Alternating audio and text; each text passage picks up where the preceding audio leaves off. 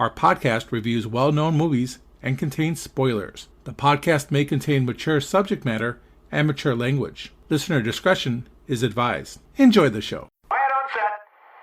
Places, everybody. And action.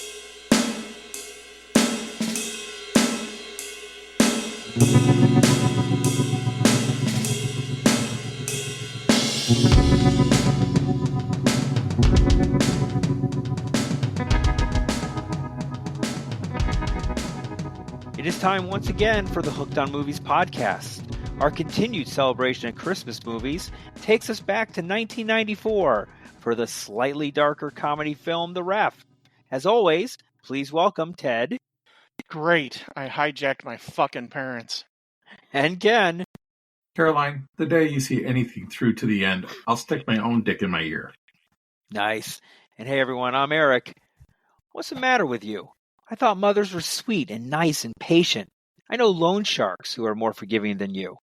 Your husband ain't dead, lady. He's hiding. And we're talking The Ref with Denis Leary. Tell us about the particulars of this one, Ted. Okay, so The Ref, directed by Ted Demme, screenplay by Richard LaGravenesse and Marie Weiss. It has a running time of 97 minutes. It was released March 11th, 1994, which is kind of odd. I wasn't able to find a budget for the movie, but it did have odd for a Christmas movie, right? From stuff that I read, that's kind of why the box office came in at only $11 million. People didn't want to really see a Christmas flick in March. Right. A little bad timing there on the release part from Touchstone Films. It's Kind of like potential. kind of like releasing a podcast of a Christmas movie during February. kind of, yeah. Is that wrong? Should we not do that? Love Actually. Oh. So, The Ref stars Denis Leary as Gus, Judy Davis as Caroline Chasseur, Kevin Spacey as Lloyd Chasseur, Robert J. Steinmiller Jr. as Jesse Chasseur, Glynis Johns as Rose Chasseur, Raymond J. Barry as Lieutenant Huff, Richard Bright as Murray, Christine Baranski as Connie Chasseur, Adam Lefevre as Gary Chasseur, Philip Nickel as John Chasseur, and Ellie Rabb as Mary Chasseur. This was J.K. Simmons' first role as the colonel of the military academy. This was his Definitely first role. had a little bit of hair there. A little bit. Yep, a little bit. He's Wasn't still fully bald on bald. top, though. Still looks like he was in his 60s or 70s at that I time. know. though. So. As I I like to thought that say, was- he I had thought that was pretty cool. Costanza hair there. Yep. Yeah, all right. Ken, synopsis. Bickering spouses annoy the cat burglar who takes them hostage in their Connecticut home. Very simple. And hilarity ensues. Exactly. Exactly. All right, reviews. What do the critics think, Ted? Well, this is an interesting thing. So on Rotten Tomatoes, the critics score is a certified fresh, 73%. And the audience score is an exact match of 73%. I have to admit, I was surprised when I read that. I did find a couple of negative reviews. Hal Hinson from the Washington Post said, "The Ref is one of those rare movies that seem to have everything going for it. A promising director, terrific actors, and an original, unapologetically grown-up script, yet somehow still turns out to be a phenomenal drag." Stephen Rea of the Philadelphia Inquirer said, "Whether it's a function of sloppy editing or sloppy writing, few of these supporting players and their accompanying subplots pay off." But on the positive side, we have Jonathan Rosenbaum from the Chicago Reader. He said, "What makes most of this work is the brio of the acting through the direction by Ted Demme and the script by Richard LaGravenesse and Marie Weiss certainly don't hurt." Roger Ebert from the Chicago Sun-Times said, "Material like this is only as good as the acting and the writing, and The Ref is skillful in both areas." Cool. All right. Well, let's talk about the first time we saw this. I will kick it off. Anyone want to guess first time I saw it? High school. This week? This week it is. Yes. Really? I let this one slip through the cracks. I honestly thought I had seen it. Okay. And then when I watched it and I'm looking at it, I'm like, I've never seen this before. So yeah, virgin eyes and ears for me on this one. How about you, Ken? Cable. Oh, I haven't seen it yet. Yeah, that's right. Yeah, I've never seen it before. Yeah. I probably saw it the year they came out on cable. And that's why I'm thinking what happened here was this movie was designed probably for DVD release and cable viewership. It probably wasn't. They probably didn't expect much. Yeah, and that's why they slotted it probably in March. But I remember seeing it on cable a lot in the 90s. We're not talking like TNT, TBS, USA stuff here, right? No. This is okay. like HBO, Cinemax, things of that nature. Showtime. Nothing edited on this one. How about you, Ted? I was trying to place the first time I seen it. I know it was in the 90s, so I'm not exactly sure if it was just before college when I was still in high school. I know I didn't see it in the movie theater, that's for sure. You and everyone else. So it's by the box office gross. Yeah, exactly, right. So yeah, I'm assuming it's somewhere in that, senior year high school, college area is probably when I saw it, because I'm a huge Denis Leary fan. I love his stand-up. So this was definitely right in my wheelhouse for Mr. Leary. Denis Leary in 94, 93 with his stand-up, he was just a rising comic machine. No Cure for Cancer is one of the funniest stand-up specials ever. I think you think about the MTV at that particular time, he was huge on there. I mean, his promos for like Cindy Crawford at the time was pretty iconic. So yeah, it was just the right timing for him. Kind of like with George Carlin with HBO, how it actually elevated him. MTV did the same thing for Denis Leary. Yeah. All right. It was those little blurbs that would come in during the commercials that were all in black and white. Is perfect. Yeah. I love the sarcastic humor, and it's intelligent sarcasm. Where I was speaking with Ken off podcast, if you will, about this movie, whether you like comedies or not. I think if you are not a Denis Leary fan, you are not going to like this movie, because a lot of this movie, he's kind of doing his little stand-up spiel, and we can kind of get to that as we kind of roll into our part one here. Ken, tell us a little bit about the intro and the part one of this movie. So we got Christmas Eve in Connecticut. Lloyd and Caroline are in marriage counseling. They're in a session with therapist Dr. Wong. Caroline has had an affair, and Lloyd is miserable and blames the behavior problems of their 15-year-old son, Jesse, of his wife's coddling of him. Caroline, meanwhile, calls out Lloyd for his inability to stand up to his domineering mother, Rose. In the same town, cat burglar Gus is in the midst of stealing jewelry from a mansion. His plan goes awry when he accidentally sets off an alarm and is chased out by a guard dog. I think his name was Cannibal. No. Dog's name is Cannibal? Yeah. His getaway car, driven by his partner Murray, is no longer there. At a convenience store, he runs into Lloyd and Caroline and takes them hostage, ordering them to drive him to their house. Along the way, Caroline and Lloyd keep arguing, with Gus having to repeatedly intercede and tell them to shut up.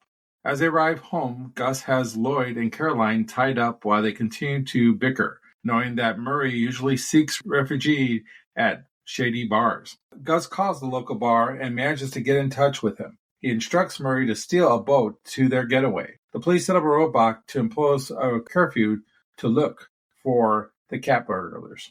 Lieutenant Huff, the police chief, is less than concerned because the town rarely sees criminal activity like this.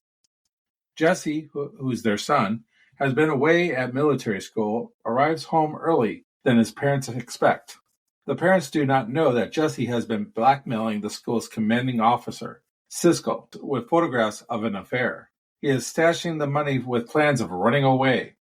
Gus has Jesse tied up along with his parents.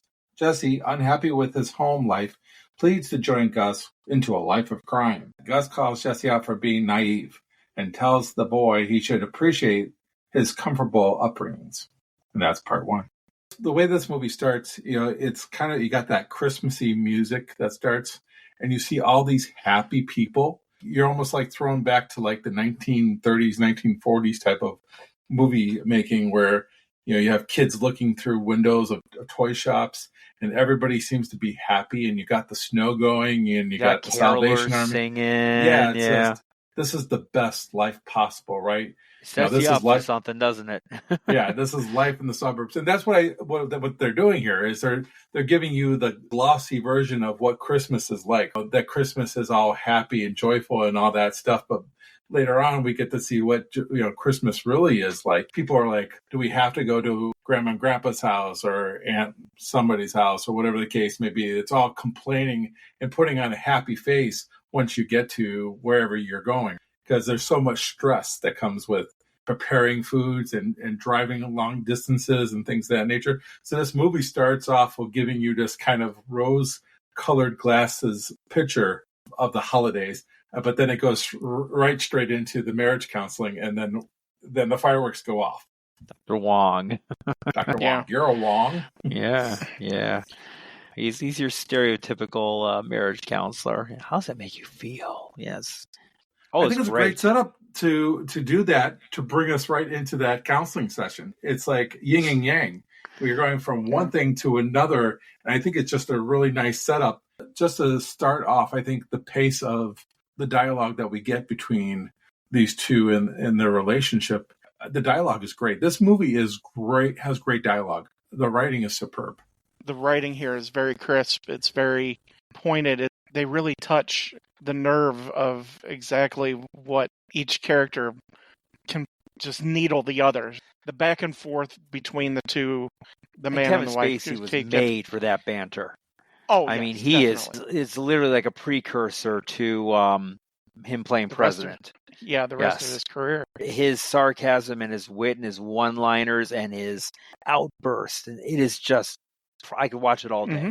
His delivery is great, and the crispness and the pointedness of their arguments back and forth, or the way they dig at each other, it's just amazing. It's a great setup for these two characters. This is a problem that a lot of movies have, where it doesn't initially establish what the characters, who they are and what they're doing.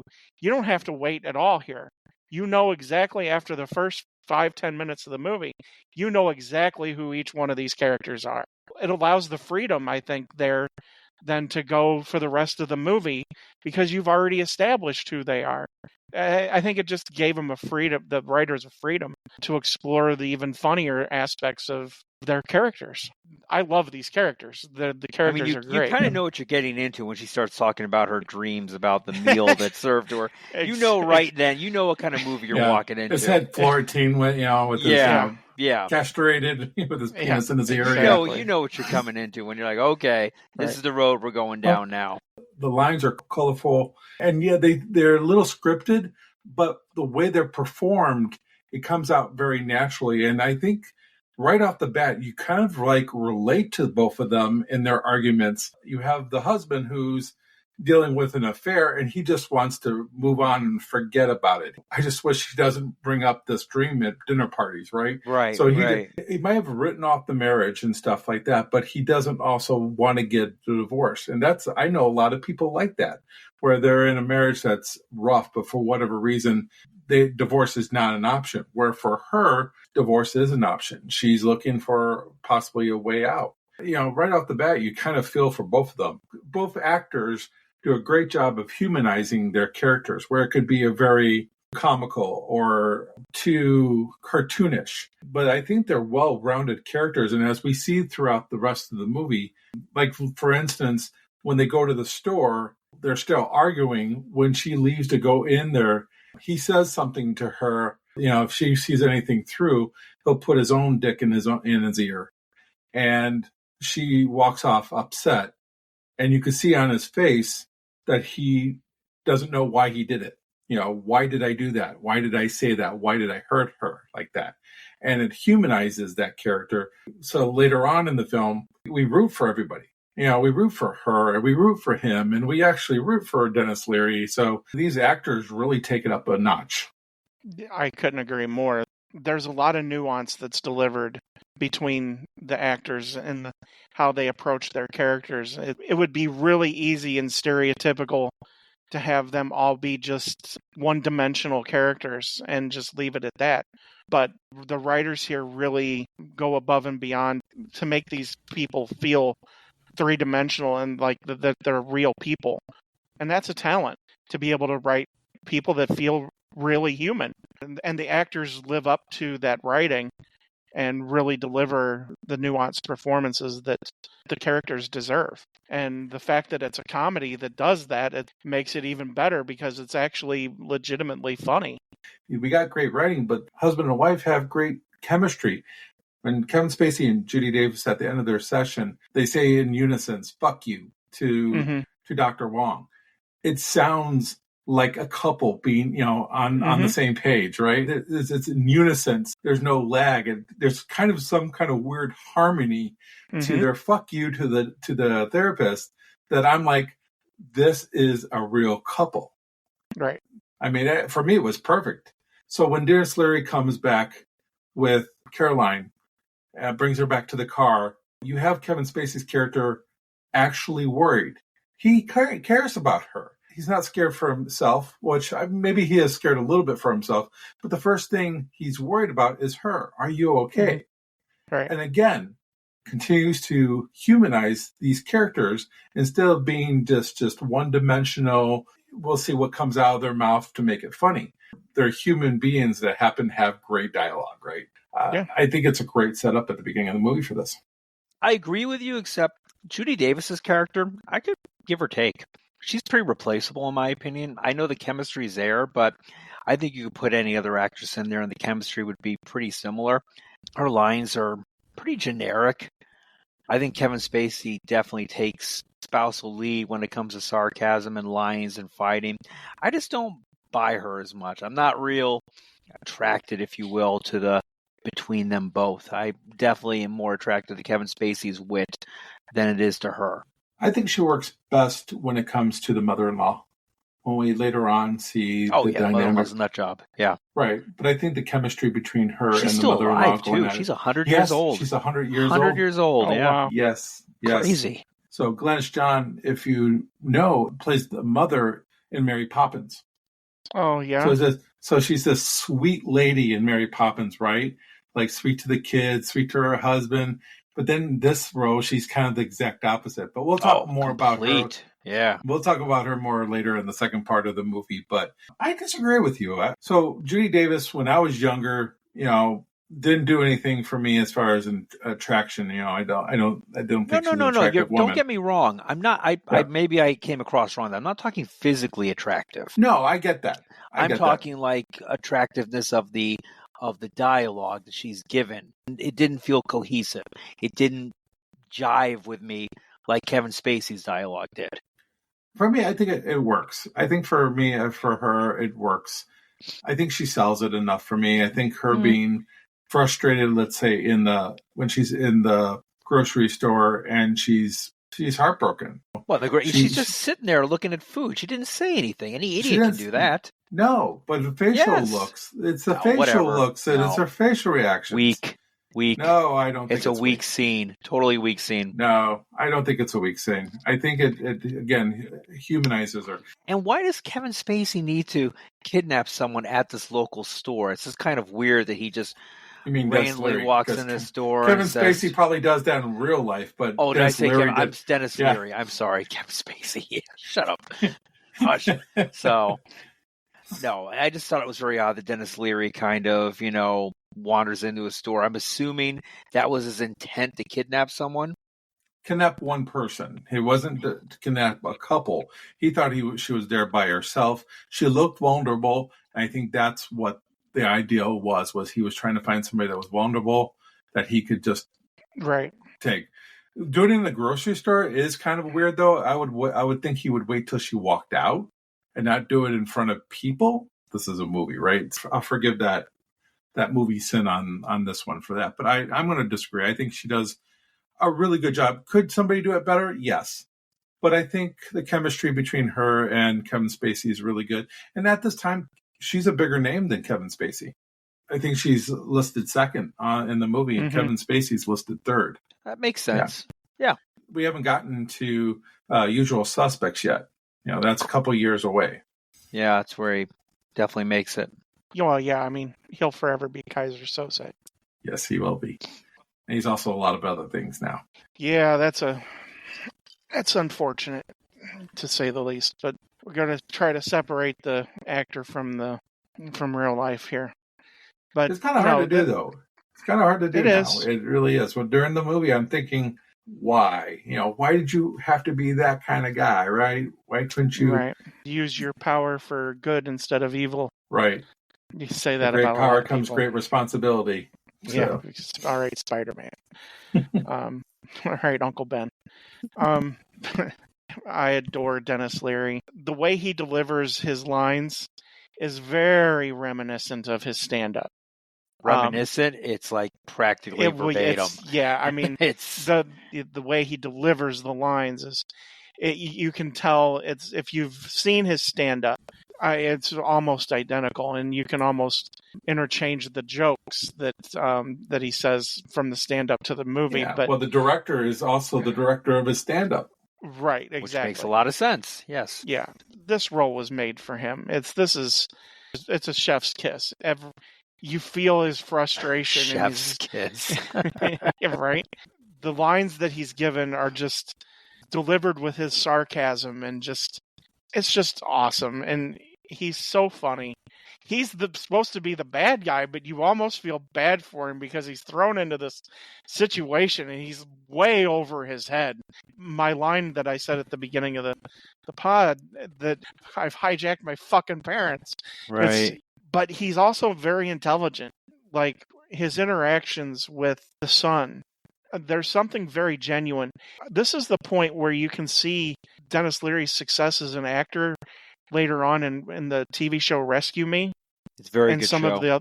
From some of the other stuff that he does, because even though that he's the sarcastic, funny guy, and everything, when he puts the son in the closet and they're kind of having a heart-to-heart, he feels like he was that kid, and he really feels bad for the kid.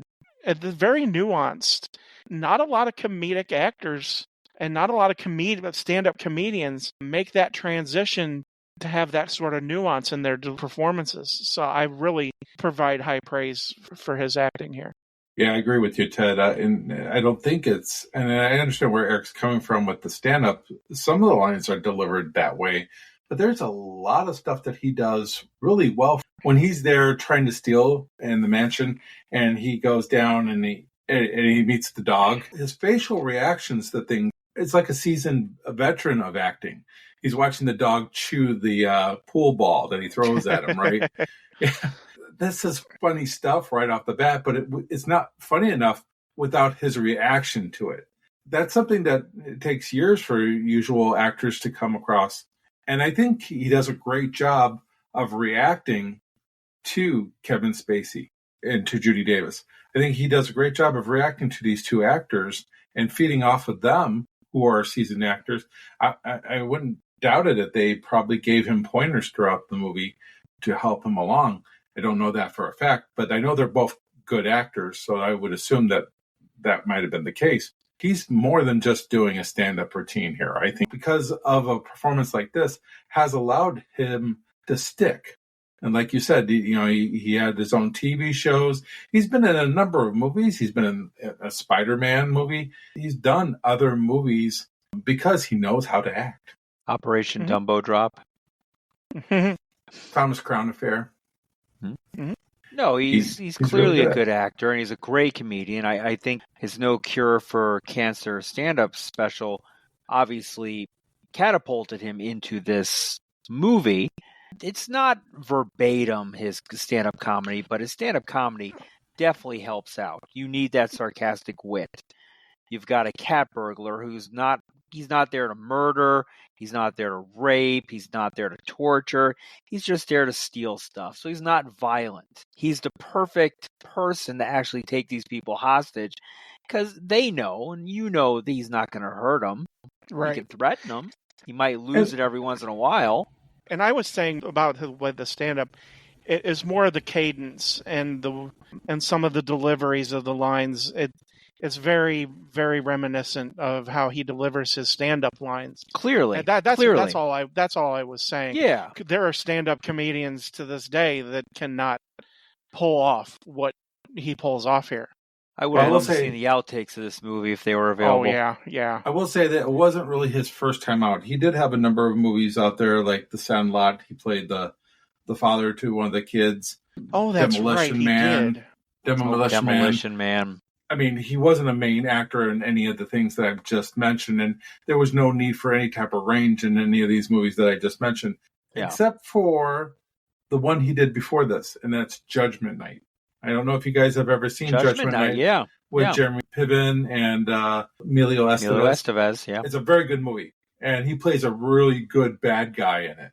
But I think this movie, he's kind of the whole ball and wax. Is that the right way of saying? Mm-hmm. Yeah. Ball wax, Oh, yeah. Yeah, he's the top whole bill. package here, and I think this is his coming out party, and he's showing his versatility in this movie.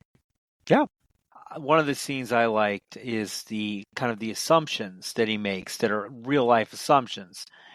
Caroline quitting smoking, and he's an avid smoker.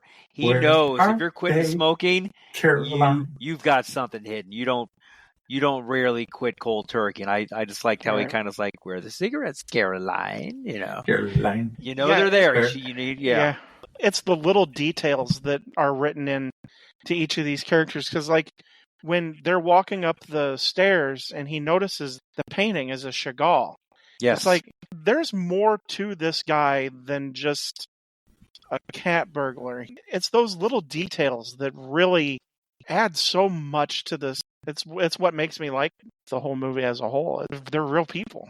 I like that scene here because that could be easily considered a throwaway scene in a way, but it's not, because then they had that discussion about the restaurant. It just adds layers to their character. He's not just a mommy's boy who works in her shop. They try to make something work. They try to be restaurant owners. I do like he says, "What, are we girlfriends here?" I like that line. That's a nice little fun line. Things get a little bit serious, and then he brings it back to reality. right.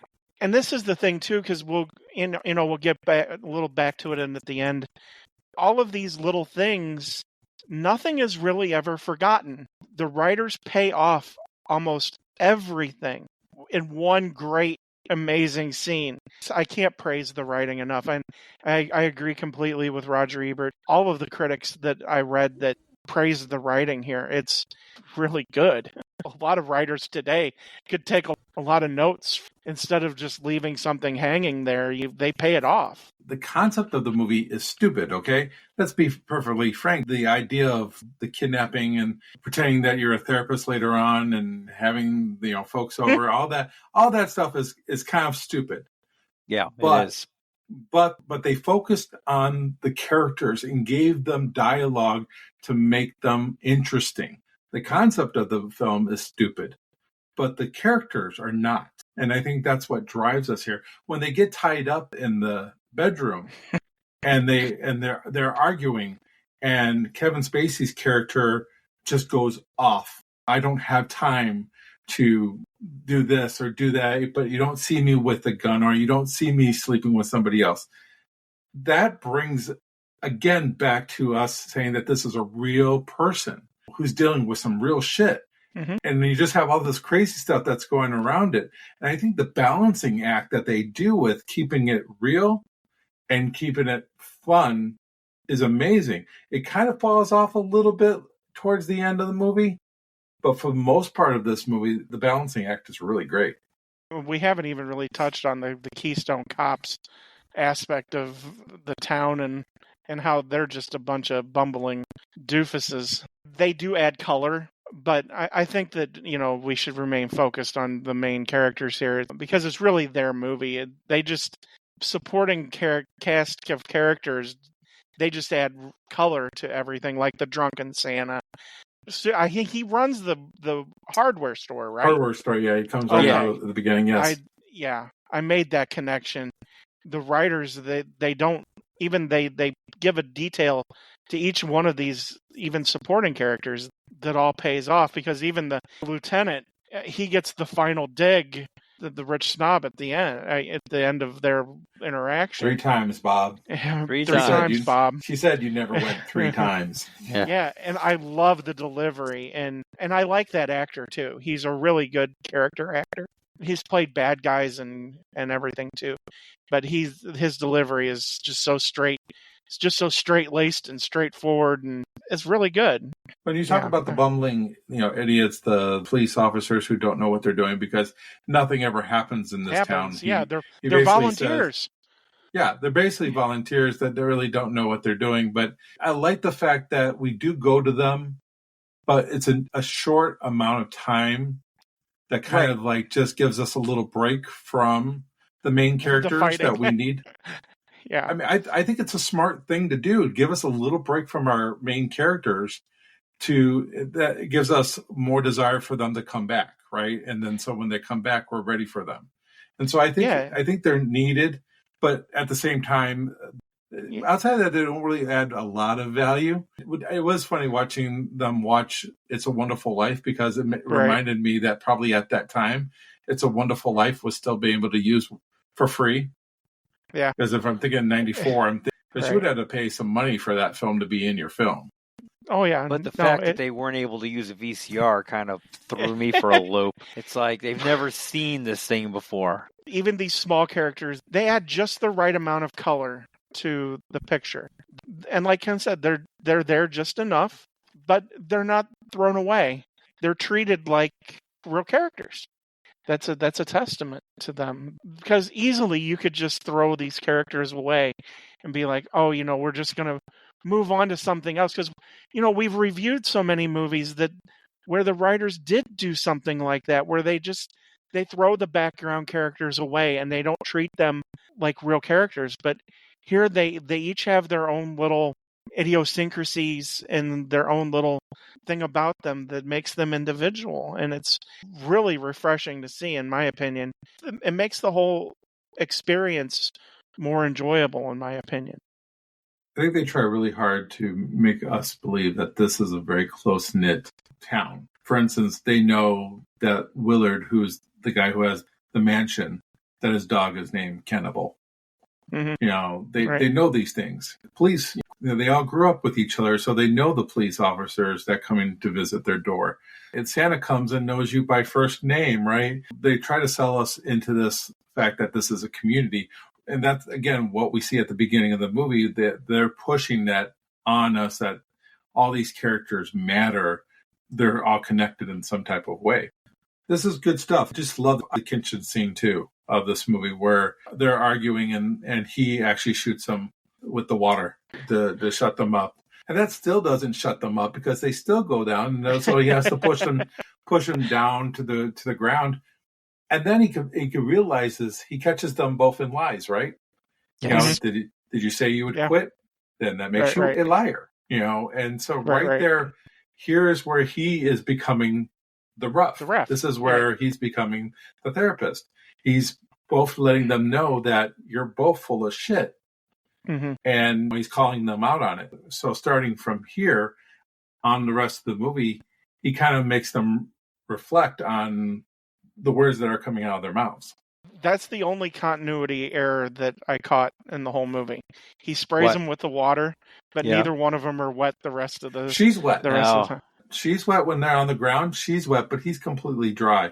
Yeah. She is wet. Yeah. I didn't catch that. Okay. I'm going to have to watch that again, actually, now. I love continuity errors. That's the only one that I really thought, I'm like, oh, okay. But it still doesn't take away the fact that it's funny that he sprays them down. The only thing I'm maybe not a big fan of is the son. I wish there was a little bit more to Jesse. I mean, we paint a picture of him as being somebody who, he steals the baby Jesus from the nativity scene, right? Why does he do those type of blackmailing things? Everyone? He's trying to get all this money to leave home because he hates his life, and right? Yeah, I mean he's miserable. When he's with Dennis Leary and they're having those conversations that you mentioned early, I don't mind those. Like him and like Kevin Spacey, I don't feel the father-son love even towards the end, which we'll talk about. Maybe more so with the mother-son type of deal, and maybe that's more natural, but he's just a whiny little kid, and I kind of want to, punch him in the face a little bit. Let me ask you, Yeah. Ted, did this movie, I was talking with Ken about this earlier, did this movie give you any vibes of like Home Alone? Not really. No? I think it's Okay. I think it's more Guess it's just us. When he says us, he means him and his wife. Yes. yeah, no, it's We both looked at each other. I said, this movie reminds me of a movie. And she goes, Home Alone? I go, yeah. it's not that I can't see where you're getting at. I'm in a different headspace here. See, that's the thing. I'm being a little bit younger. Home Alone hit me as a kid right in the right spot. So I have memories of being a kid seeing Home Alone. God, I hate that And movie so much. It's not that movie. Nowadays, as an adult, I don't see the humor, so to speak.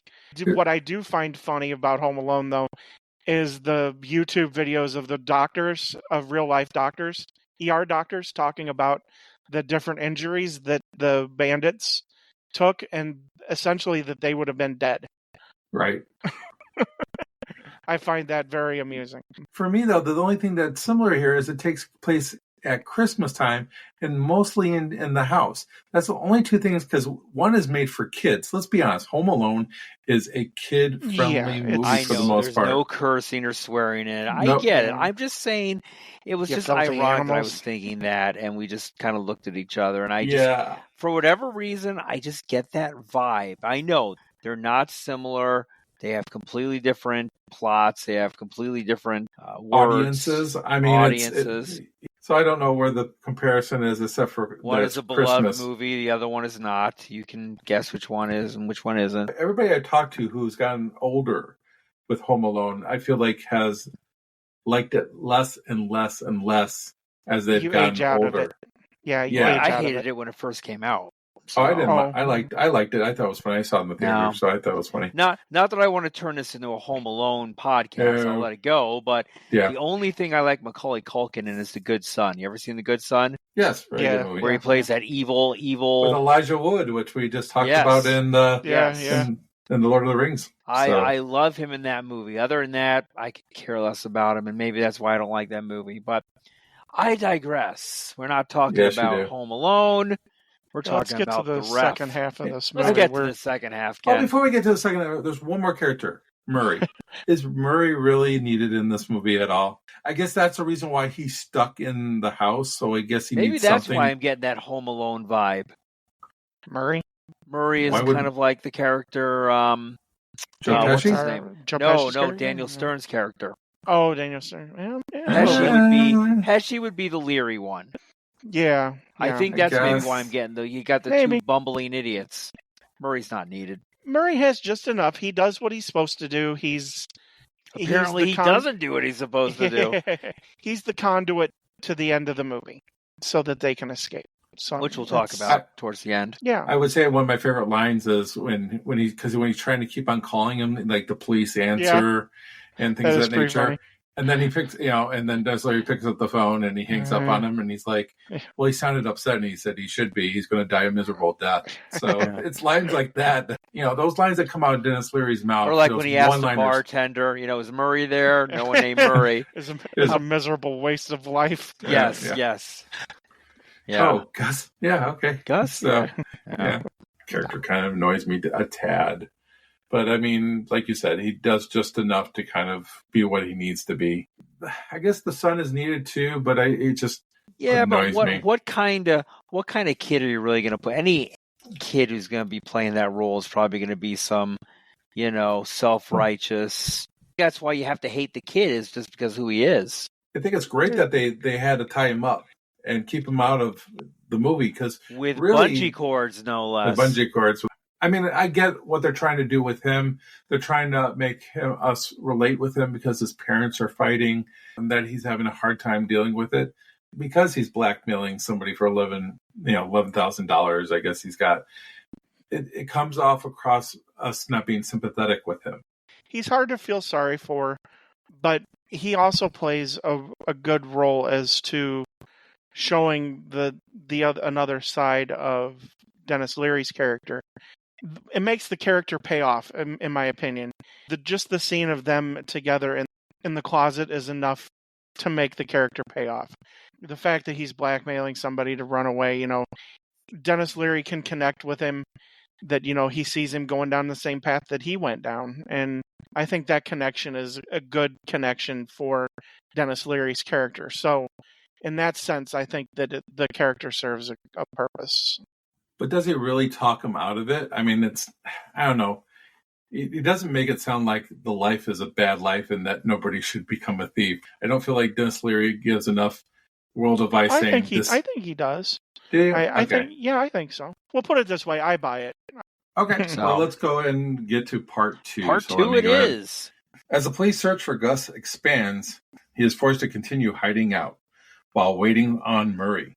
Complicating matters are visiting neighbors such as George, who is dressed up as Santa Claus and arrives to deliver a fruitcake to the family.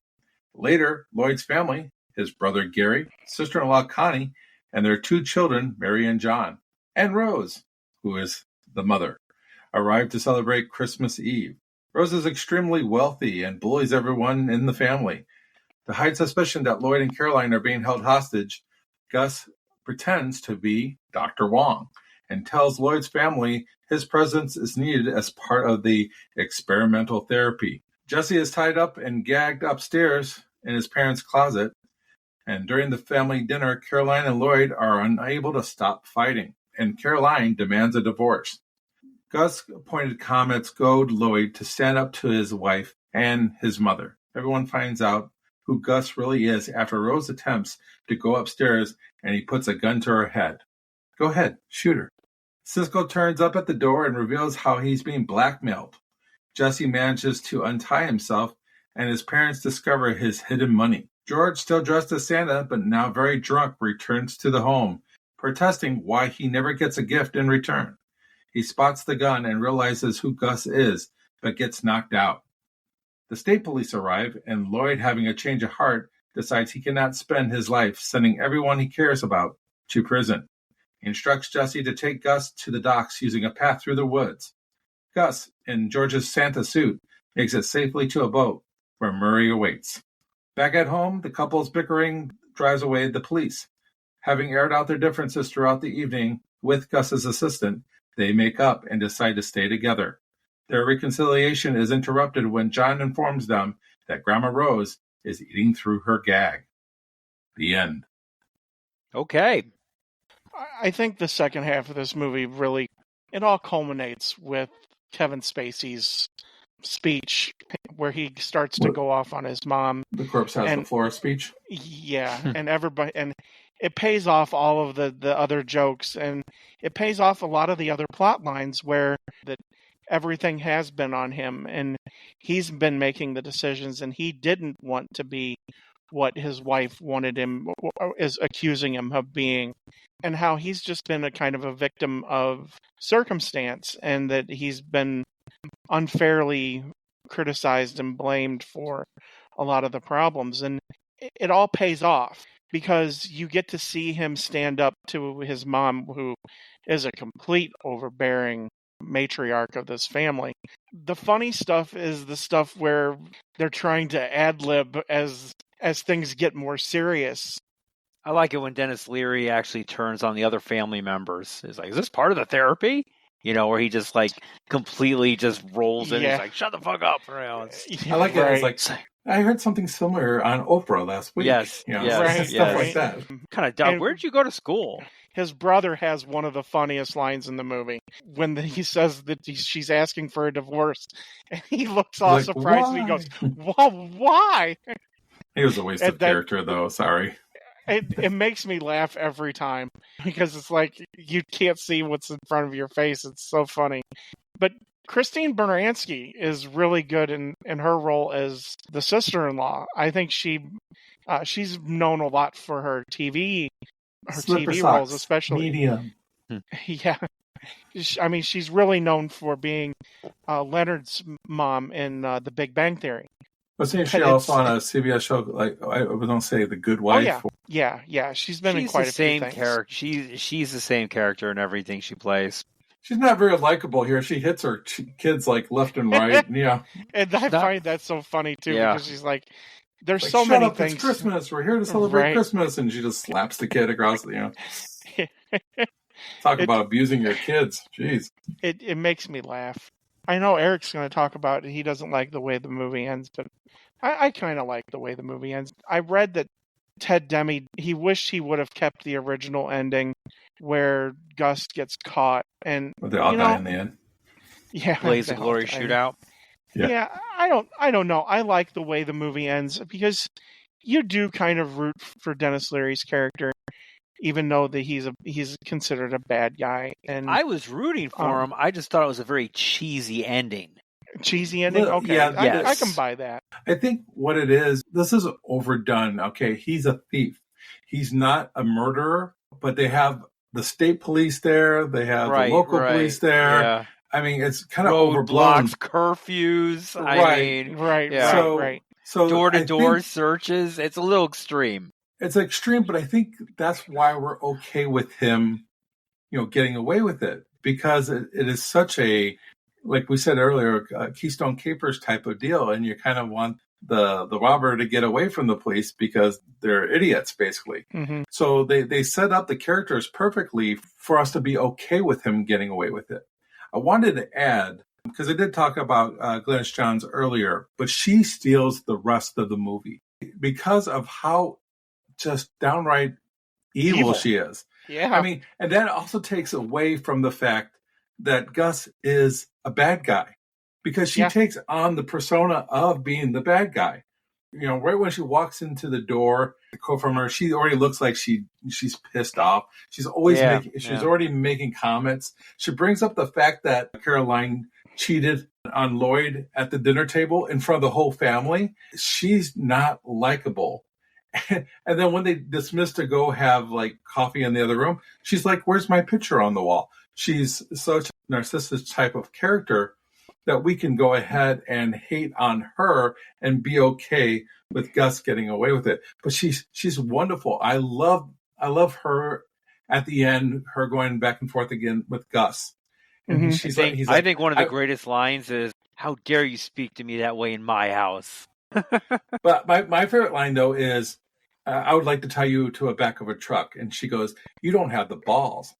And right. Just the way that comes off. I mean, and he gets mad, and Kevin Spacey has to hold him back. Right. I hate her. It's not worth it. Yeah. Yeah.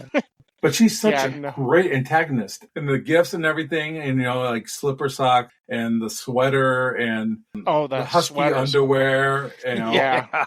She's the worst. And you even start to feel bad for Kevin Spacey's brother and sister-in-law. Right. The way she treats them. I love it. I love it when he gives the check to her. I hope interest rates don't go up next year. I know. We'll have to see how interest rates go up next year. 18%. So, but as you're saying that, I wonder if she lives with them, because they all came together. Doesn't. Okay, I didn't know if she did or not. They rent the house from her. Mm-hmm. No, I'm talking about with the other family, the brother's family. Oh, yeah. That's never really established. I don't think so. I don't think Christine Baranski's character would allow her to live with. You know what, though? They kiss her butt because of the money that she has. So there is a possibility. She already has this one son paying her mortgage with interest. So I wouldn't doubt it if she runs the household at the other brother's house. I'm sure she definitely does. Yeah. So because he doesn't stand up. He's even worse than Lloyd is. My other favorite line here is, "Your husband's not dead. He's hiding." Right. So some amazing one-liners here. But she does steal the second half of this movie. I mean, clearly, which is great, because I think that's what it needs. I think you need that last character to take a little bit weight off of all the characters that we just had, because it could become a little tiresome, right? Because we've been dealing with, for over an hour, the relationship between Caroline and Lloyd and them fighting and Gus dealing with that. We needed something else to kind of mix into that. And I think I think that's great that we have Rose coming in here, and then everybody goes against her. It's about everybody against her. Whereas before, it was all spread out. And I think that's a nice change of pace. As far as the ending goes, it doesn't bother me anyway, but I do agree that it kind of gets wrapped up kind of quickly, and it's kind of wrapped up in a bow at the end really, really fast. Yeah, real fast. But to be honest with you, this is the right amount of time that it needs to end.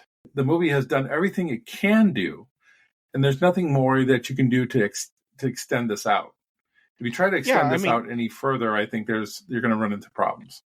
Yeah, and Kevin Spacey's speech, it wraps up a lot of things because that's the healing moment and the catharsis that everybody in the family needs. And he steps up and says what everybody has wanted to say. That whole section just it wraps the movie up really well, and it sets everything towards getting the movie to the end. Had the writers not made the investment into the characters that they made, I would probably be a little more jaded as far as them making up with each other. But throughout the movie, you've seen, like Ken pointed out, these little moments where they each still have affection for each other, even though they're fighting and needling each other all the time. I understand where those characters are coming from, that there's still a love there that they can build on. You go back to the beginning with Dr. Wong, and he says how communication is so important, right? And so that pays off at the end here because both of them, Caroline and Lloyd, both get to have their big speeches, get to, explain what's going on. And they're in front of everybody else. So everybody else is kind of like therapy for them. This is at the end, this is an intervention. And basically when they hear each other out, they're listening for probably the first time.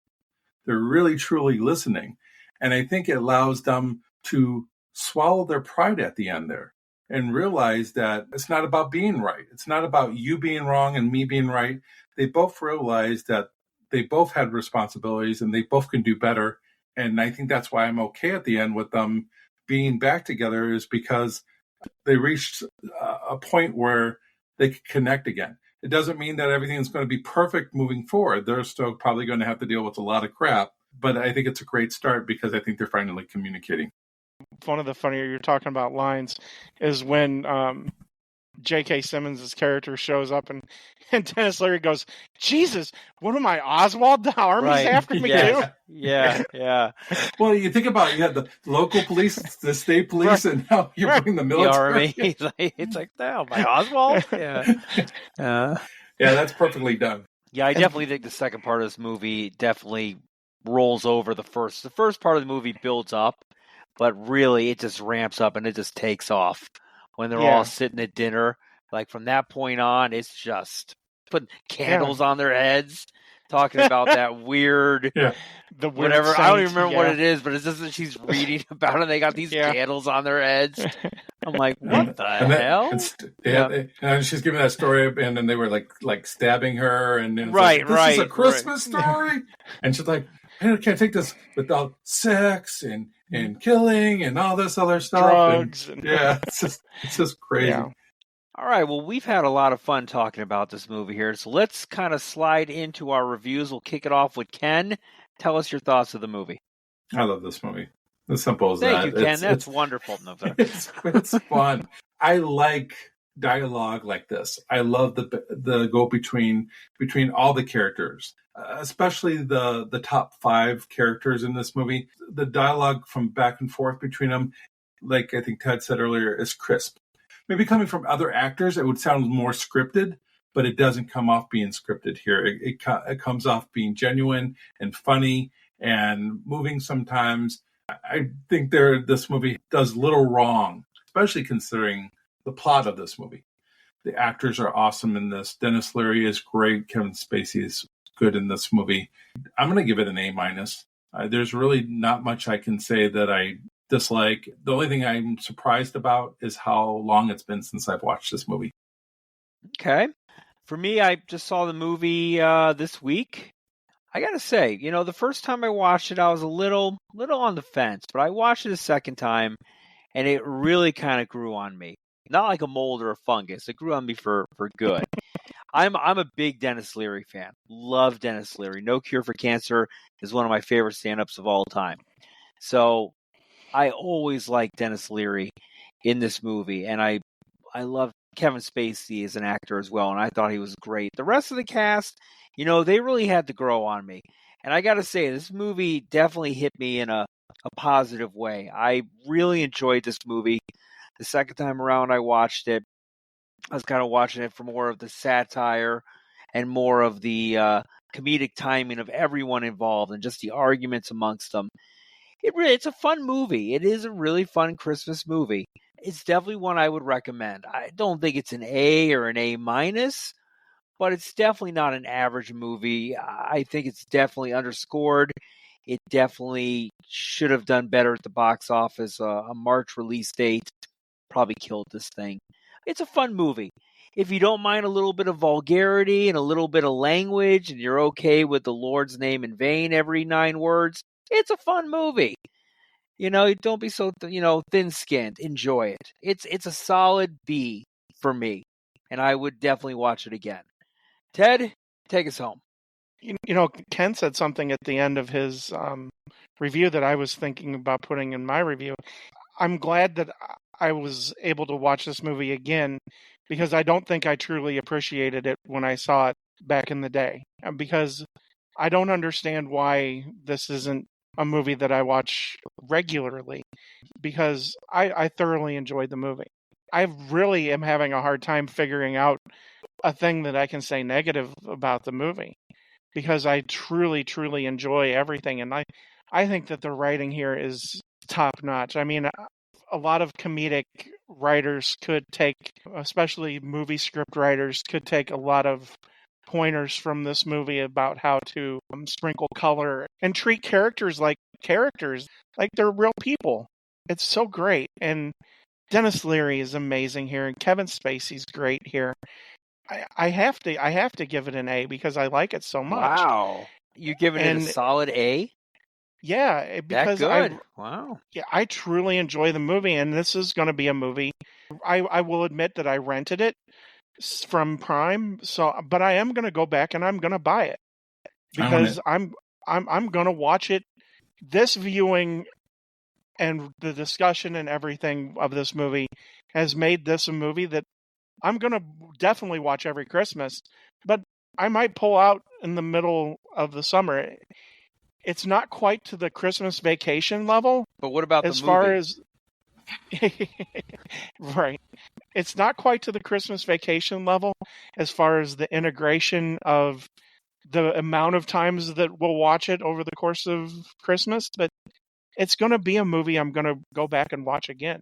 I can be kind of particular with my comedy, and it made me laugh every time. Yeah, I have to give it an A. And if you haven't seen it, you just want a good time and really intelligent movie. Like Ken said, for a concept that is so crazy, it shouldn't be this intelligent, but it is. That is an awesome thing. It's a perfect storm of everything, and I can't give it enough credit. Cool. So we all like it. Rock on. It's Christmas. We should all like everything. Well, now hold on. Last year we did Elf, and I hated Elf. No, we did Elf 2 years ago. Last year we did It's a Wonderful Life. That's right. That's how much I hate Elf. It just blurs into my mind, my spectrum. You're just a cotton-headed Ninny Muggins. Oh, is that from Elf? Yes, it is. Okay, yeah. That movie still blows. I hate it even more. You're not Santa. Stop you it. sit on a throne of lies. Stop it. And I love Will Ferrell. That's what really hurts. Is I love Will Ferrell, but I hate that fucking movie so much. Call me Elf one more time. That's the one. It's the one scene I like. One scene. He's an angry elf. He's an angry elf. No. That's right. Yes. What will we be doing in 2024? What are we kicking off with, Ken? We are getting rid of Ted. Oh, we didn't tell him that yet. No. Oh, sorry. No. Plot twist. We're replacing him with another person named Ted. So, yes. Okay. Yes. Everyone's interchangeable. Ted Lasso. This is Lasso. I am Ted rebooted. So Ted 2.0. Ted 2.0. Yeah. But we're going to look at 2023 and people we've lost in 2023 in the movie industry. And we're going to pick some films from some of those stars that we've lost. So please join us for that. It should be interesting to look back at some wonderful careers that have been part of our lives for for many, Yeah. many years. And you can always participate on Facebook. Maybe some actors or actresses maybe that you would like us to feature in 2024. We'd love to take your comments and your suggestions. As always, you're part of the family with us. So let everybody know how we do things here. So like in December, we figure out, what movies we're going to do for January, February, March. And then by March, we try to figure out for the next quarter. So if you have something that you're interested in us doing, let us know so we can have an idea of what we'd like to get out there for you. But we look forward to another year of doing this. We had some challenges for us in 2023, to say the least. To put it mildly. Yeah, we almost had to replace Ted. So, yeah, we were real close. Yeah. What we said to Ted while he was in the hospital, that his services were no longer needed, wasn't really necessary. But we just kept on whispering in his ear, that the Texas Chainsaw Massacre really sucked. We just kept on saying that over and over again. We're very thankful also, even though we had some challenges in 2023, we're very thankful for 2023 and the fact that Ted is, with us, and we can appreciate life even more for the struggles that we've been through in 2023. So on that note, I just wanted to say, everybody, Merry Christmas, Happy New Year, and we'll have more episodes for you next year. Yeah, Ted was involved in a tragic combine accident, so luckily he is recovered from that. Yeah, so. I escaped. Yes. Ted watched 12 hours of The Lord of the Rings, and 12, try 16. He was dehydrated and went into a coma. So right. Of course, everybody who listens is a blessing, but it's also a blessing to be able to do something that I thoroughly enjoy with two of my best friends. It has put everything into a lot of perspective, and so I'm glad that I got rebooted and I'm good to go now. No, and I wish everybody a Merry Christmas. And he's just AI right now. He's a floating head. So yeah, we'll definitely see you all in 2024. So, yeah, we had him downloaded. Yes, right. I'm AI generated. It's best of. Yeah, and we'll definitely see you all in 2024 because this is a labor of love, and we would just like to share. Well, on that note, there, Ted, tell us where they can find us on the old World Wide Web. Well, if you want to jump into the cesspool that is X or Twitter or whatever Elon's deciding to call it now, we can be found as hooked_on_movies, and join us there for a discussion. And of course, whatever podcast platform you're listening to us on, whether it be Apple, Spotify, Good Pods, we're found all over. If you can, leave us a 5-star review because it helps us get noticed, and hopefully one day if we get enough reviews, we can apply to be Rotten Tomatoes certified. And you might see us on a big-time website. Stop shaking your head. This is a goal. This is a goal. These are real life big-time website. That's right, baby. Some of those Rotten Tomato reviewers are kind of like, I don't know what the hell they're doing out there. But we could add credibility. They're AI generated. We can add credibility? I don't know if that's even possible. Ooh, well, we credibility. I know it doesn't seem like it all the time, but we can. Facebook. What's going on Facebook, Ken? You can always join the discussion on Facebook. We have trailers, we have articles, we have back and forth discussion about, movies that we like. We want you to be part of that, and we want you to, tell us what you think of these movies and this podcast that we do. Let us know. We're thick-skinned most of the times, especially during these holiday seasons when we eat a little bit more. We'll promise we'll have a discussion back. All right. And on that note, we're calling it quits for 2023. We're going to roll into 2024. And I want to personally thank everyone for listening this year. We really appreciate it. We appreciate all the feedback, the listeners, the comments. Justin, the fourth sidekick, we appreciated his work on some of the reviews this year. We might have Justin back a few times in 2024, a few surprises here and there. So we are looking forward to that, folks. And as always, thank you for listening and have a pleasant tomorrow. And we will see you next year. See you at the movies. Merry Christmas. See you in 2024. See you next time on Hooked on Movies. Ho, ho, ho.